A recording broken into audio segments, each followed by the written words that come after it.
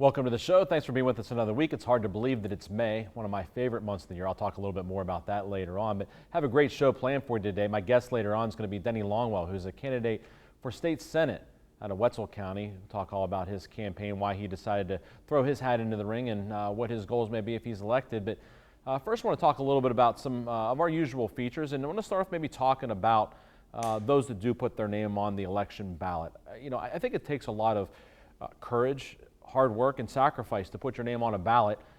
I've thought a lot about this, over the last, month or 2 years. I've seen people, talking about they're running for this, they're running for that. They go through a lot, and so do their families.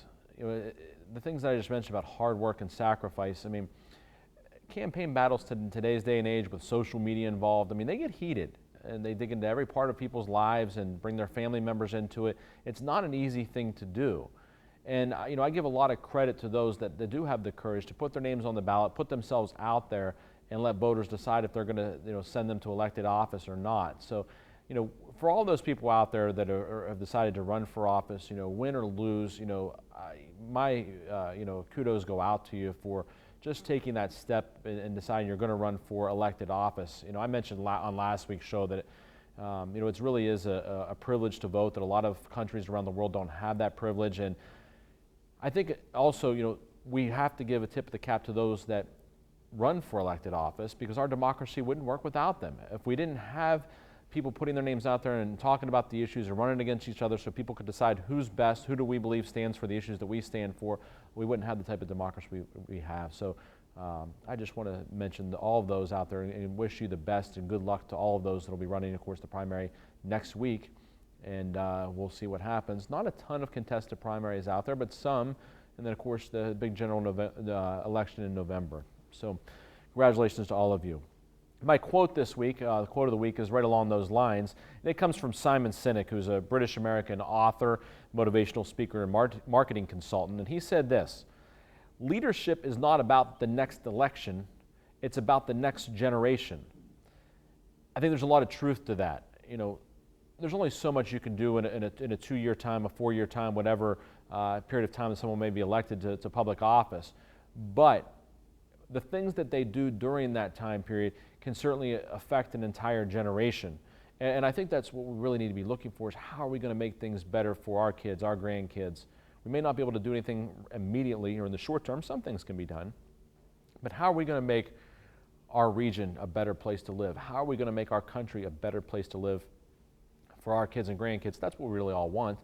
So a lot of truth to that quote about it being for the next generation. And I think when you consider that and look at that, you're seeing more and more people get involved in the political process at an early age. A lot of people say, well, young people don't care, kids don't care, they're different than we were. I think there's nothing maybe further than the truth in some ways. I think if you look back to the 2016 election, young people did get involved. You look back to the 2008 presidential election, a lot of young people got involved. And it's something where I think people can look back and see, maybe my grandparents' generation and what they did and how they were involved. You look back to the, that generation being, so proud to elect President Kennedy in 1960 and some of the others along the way. Maybe we're going to get a little bit of a spin back to that. Even if we don't see it in other areas of the world, other areas of our life, I think we may see it with the political process where more and more young people continue to get involved, and I hope they do this election.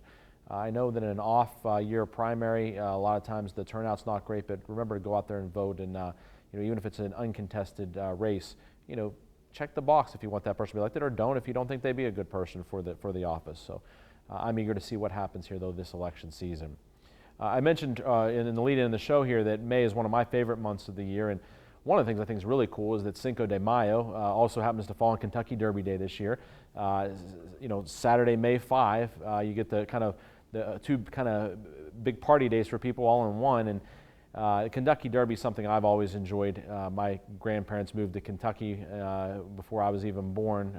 My grandfather got a job there, so when I would go visit, sometimes he'd take me to the horse track, and I get to go see Keeneland or Churchill Downs. And of course, Churchill Downs in Louisville is where the Kentucky Derby is run, and very exciting even just to watch on TV. It's the race only lasts a couple of minutes, but a lot of build up to it and a lot of pomp and circumstance involved with that race. And Cinco de Mayo, of course, is a great celebration where people enjoy the Mexican heritage, and we don't have a large Hispanic population here in the Valley, but we do have people that like to enjoy that day and and celebrate. And there is some a portion of Hispanic heritage here in the area, and so I hope that people enjoy it and do it safely. But May is also a fun time because the weather starts changing, school lets out, and of course the end of the month, the Ogden race is a big event here Memorial Day weekend in the Wheeling area, and is really continued to be just a very important event for the community. And my firm has been able to sponsor that race the last few years. We're doing it again this year, and I always enjoy supporting that race because you see young people, middle-aged people, older people that have done it for years, and they've got the Ironmen who've done it every year they've had the race. So a lot of fun to watch that race and see the tiny trot with the kids and the Ogden Mile, the different things they do. So I always enjoy the month of May, and also seeing the the high school graduations and the 8th grade and even the kindergarten graduations, and a fun time of year. So enjoy the month of May and all that it brings, and hope that you have a fun time.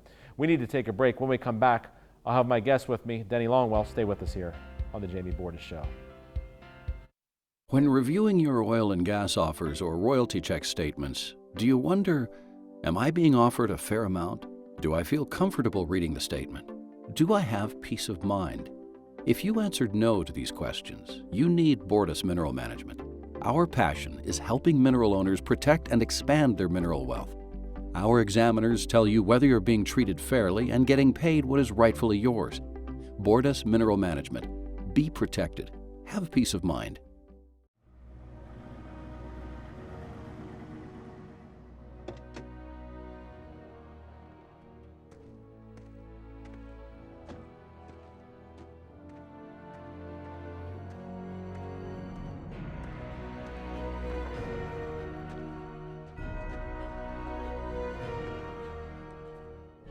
Recommended by the highest authorities.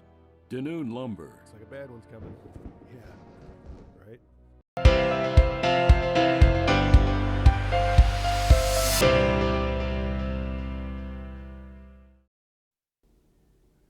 Welcome back to the show. This is my favorite time each week when I have a guest with me, and this week's no different. I have Denny Longwell with me, who's a candidate for state senate in the 2nd Senatorial District here in West Virginia.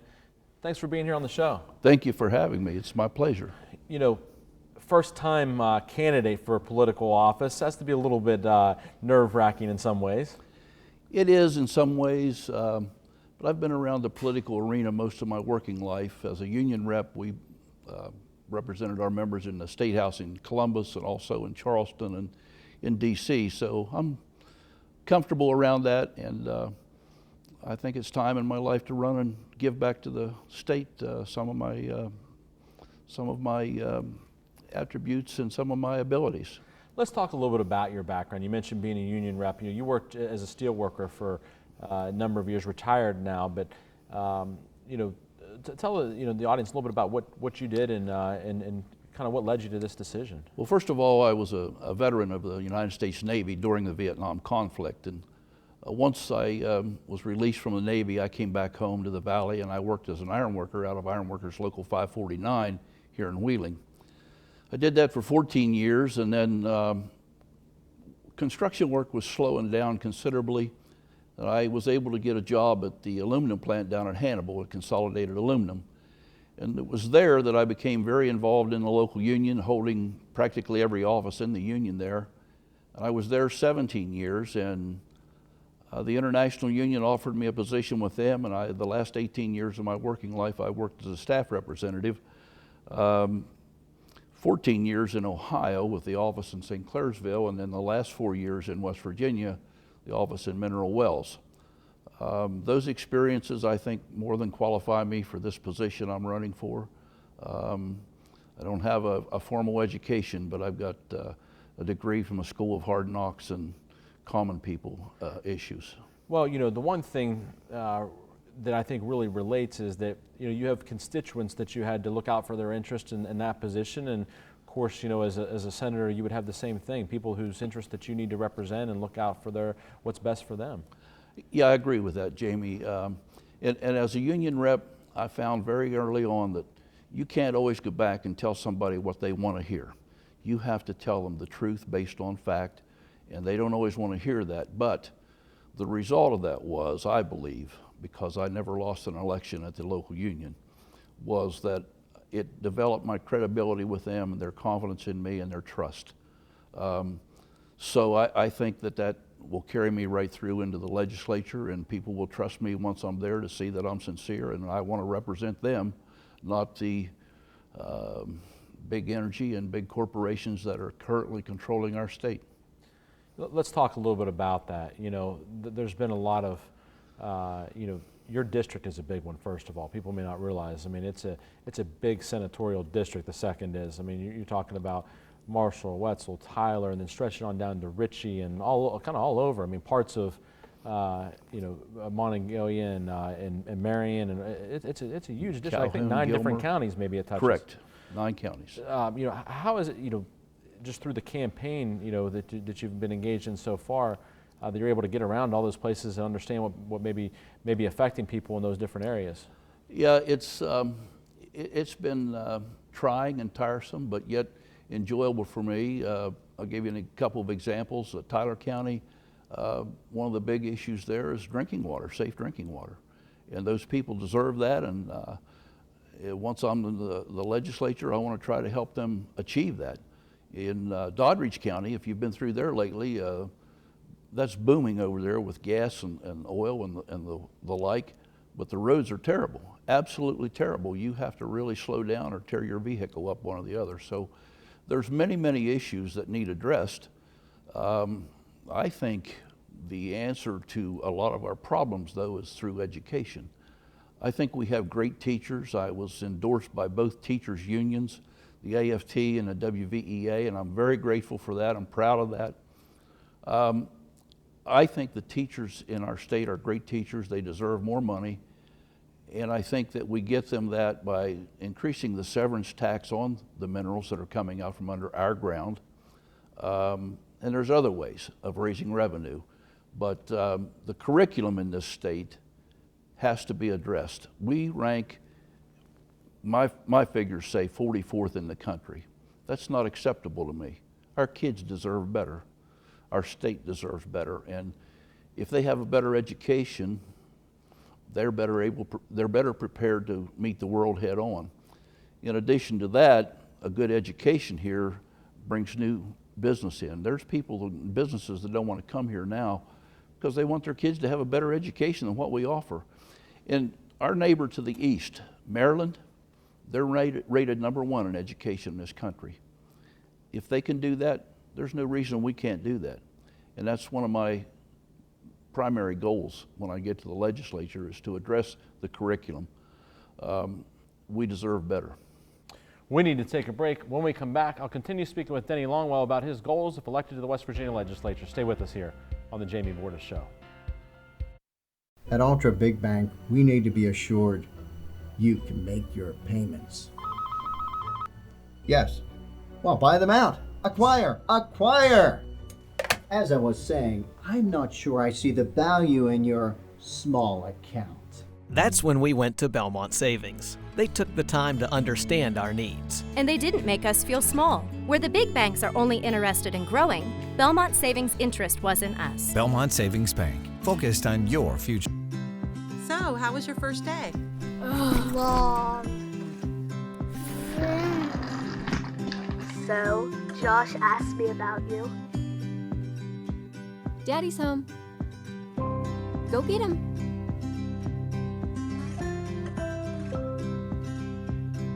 For your home, for your life, for more than 50 years. The Hardwood Specialists, Denoon Lumber.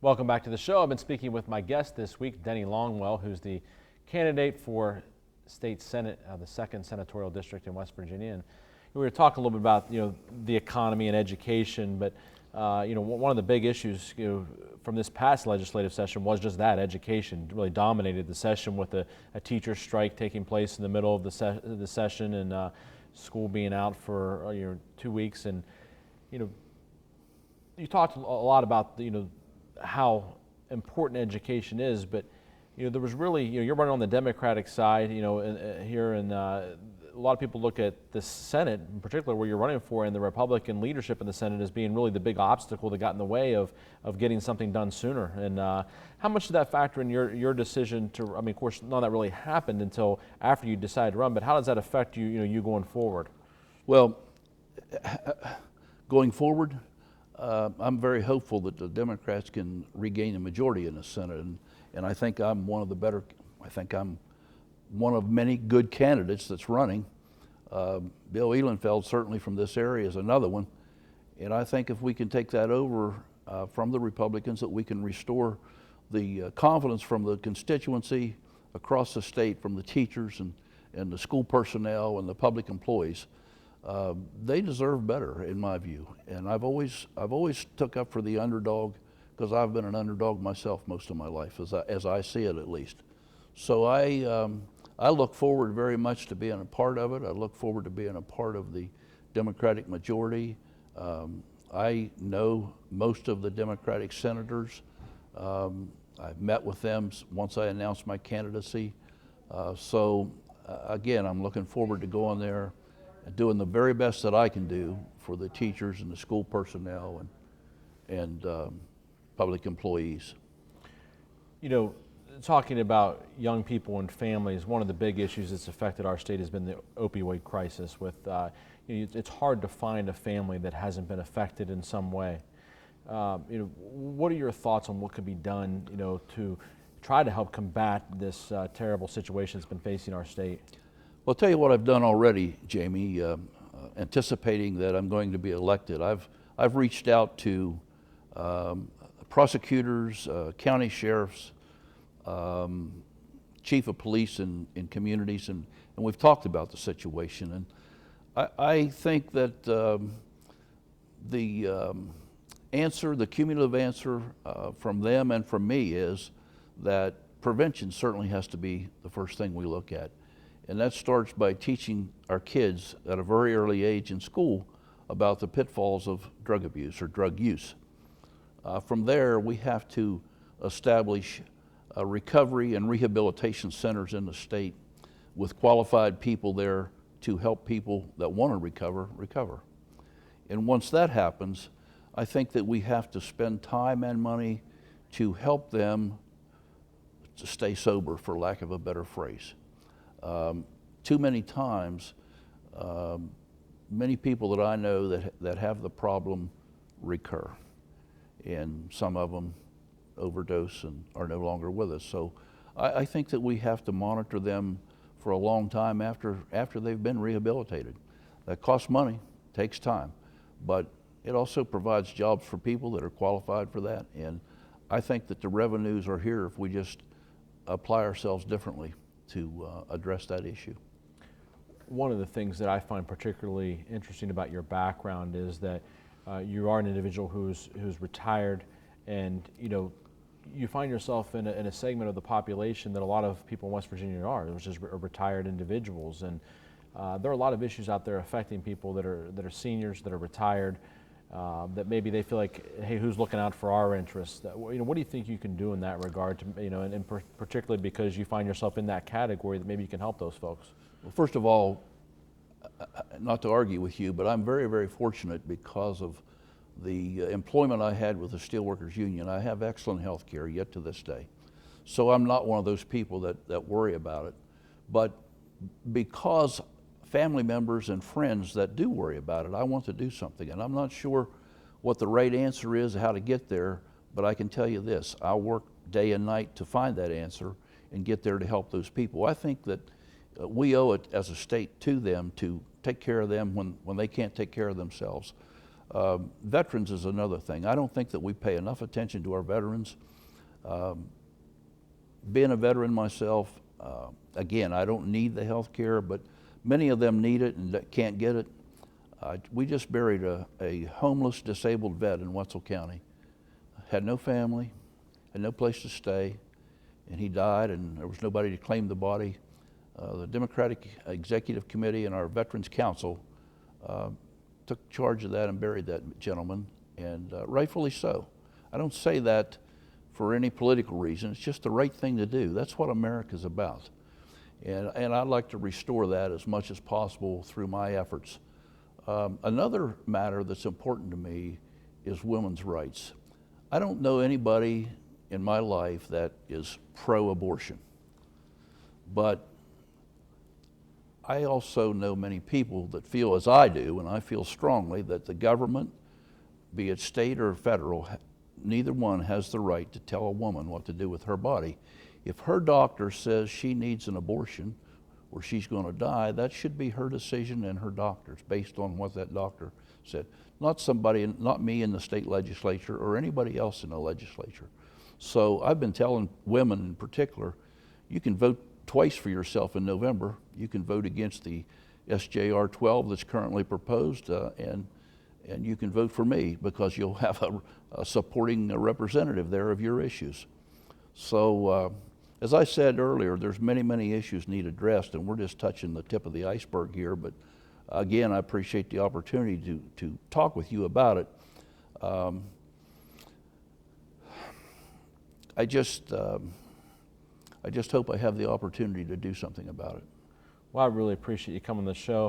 It was a pleasure to meet you and a pleasure to have you here on the show, and wish you the best of luck with the election. Thank you very much. My pleasure to be here. All right. We need to take a break. When we come back, I'll be talking sports. Stay with us here on the Jamie Bordas Show. People in nursing homes are some of the most vulnerable members of our society. They're there because they can't take care of themselves. Those facilities have a duty to take care of our loved ones, and when they don't, it's important they're held accountable. We've not only collected record results against negligent nursing homes, but more importantly, we've helped so many families get the answers and closure they so badly needed.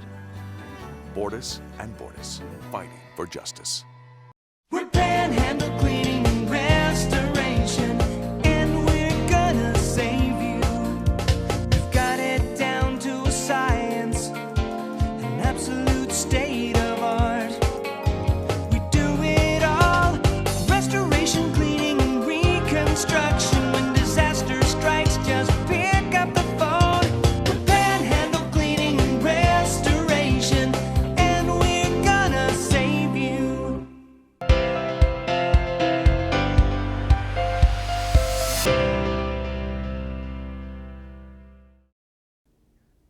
Welcome back to the show. It's time to talk sports, and we're going to start right off with the NFL draft. I told you last week that we'd talk about the draft on this week's show, and of course, let's start talking about the Pittsburgh Steelers. You know, maybe a surprising draft in some ways for Steelers fan.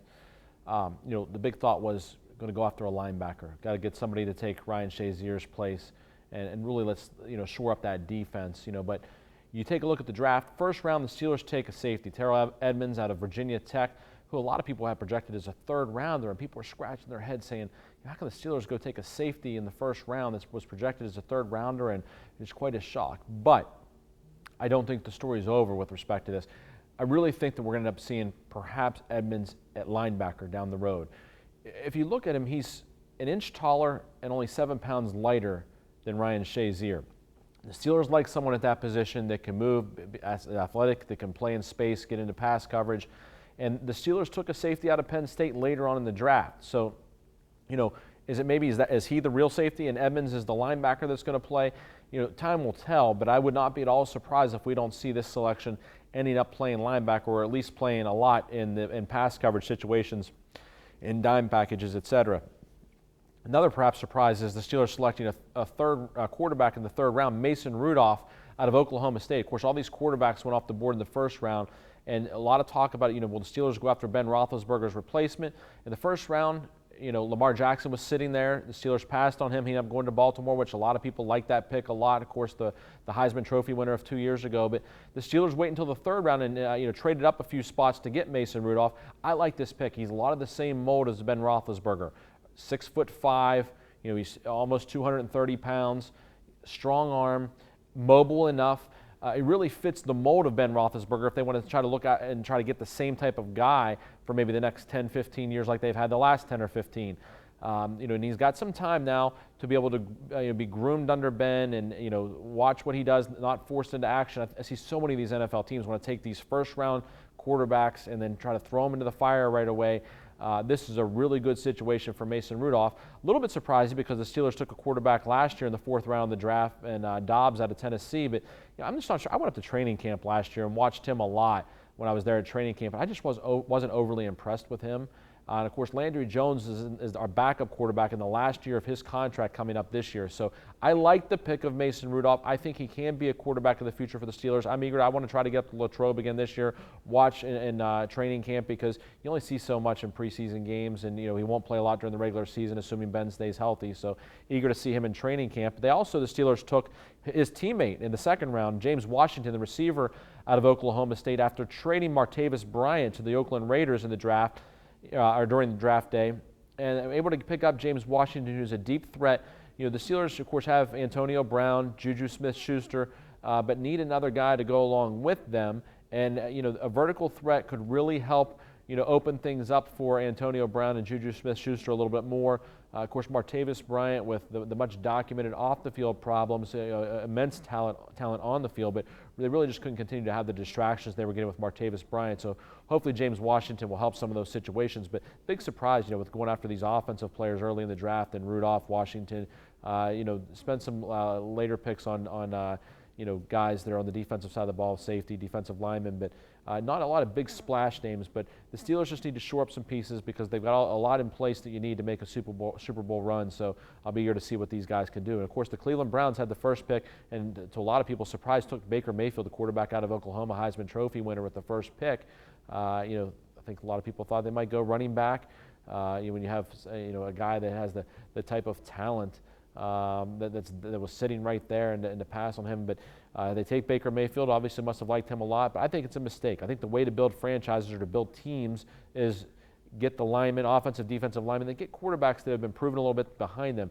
You throw a quarterback in there without the line around them, they're just going to suffer. Their confidence is going to suffer. And of course, the Browns pass on the defensive end Chubb out of North Carolina State in the first round, and instead grab the running back Chubb from Georgia in the 2nd round. I like that pick. I think he's a great runner, and it'll really help them. But I'm just not so sure the Browns help themselves a ton. Pirates got back on track, as I said they would. I said don't panic last week. Swept the Cardinals. Jamison Tyone, though, struggling a little bit. Let's get him back on track. And the Pens in a 2nd round battle. As I said it would be. I said this series would go 7 games. I still think the Pens will win in 7, but in a fight with the Capitals. And the NBA playoffs, Steph Curry back and looks up to form. I still like the Golden State Warriors. And of course, Cleveland got by that first round against Indiana, and I'll be eager to see what they can do here in this series against Toronto. That's all the time we have this week. Thanks for joining in. We'll see you again next week on the Jamie Bordas Show.